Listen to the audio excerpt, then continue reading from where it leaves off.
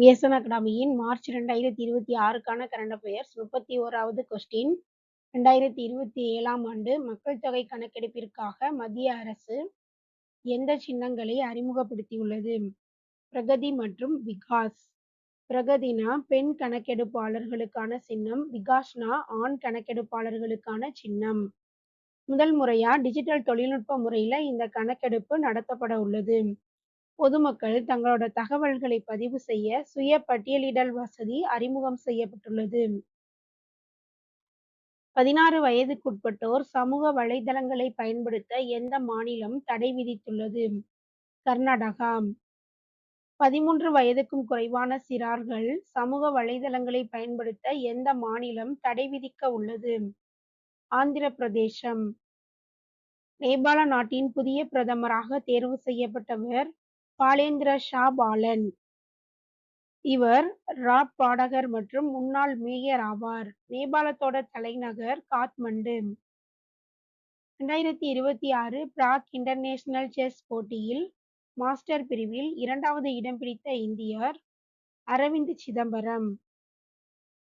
மேலும் சேலஞ்சர்ஸ் பிரிவுல 3ஆம் இடம் பிடித்தவர் இந்தியாவைச் சேர்ந்த திவ்யா தேஷ்முக்.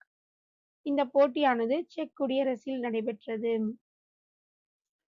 நெக்ஸ்ட், இந்தியாவின் முதல் நதிக்கரை கலங்கரை விளக்கங்கள் எங்கு அமைக்கப்பட உள்ளன? அஸ்ஸாம் மாநிலம் குவாஹாட்டில பிரம்மபுத்திரா நதிக்கரையில் அமைக்கப்பட உள்ளது. அதாவது தலா 20 மீட்டர் உயரமுள்ள சூரிய சக்தியில் இயங்கக்கூடிய 4 கலங்கரை விளக்கங்களுக்கு அடிக்கல் நாட்டப்பட்டுள்ளது. மதுரையில் எவ்வளவு கோடி செலவில் ஒலிம்பிக் அகாடமி அமைக்கப்பட்டுள்ளது? ரூபாய் 6 கோடி. அதாவது மதுரையில ரேஸ் கோர்ஸ் மைதானத்துல அமைக்கப்பட்டுள்ளது. மார்ச் 5இல் திறந்து வைக்கப்பட்டது. 2வது இந்திய காட்டெருமை திருவிழா எங்கு நடைபெற்றது? ஒடிசா. ஒடிசா மாநிலத்துல சம்பல்பூர் மாவட்டம் டெப்ரிகர் வனவிலங்கு சரணாலயத்தில் இந்த திருவிழா நடைபெற்றது.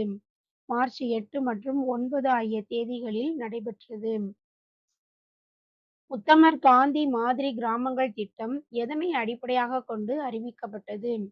கிராமப்புற வளர்ச்சி.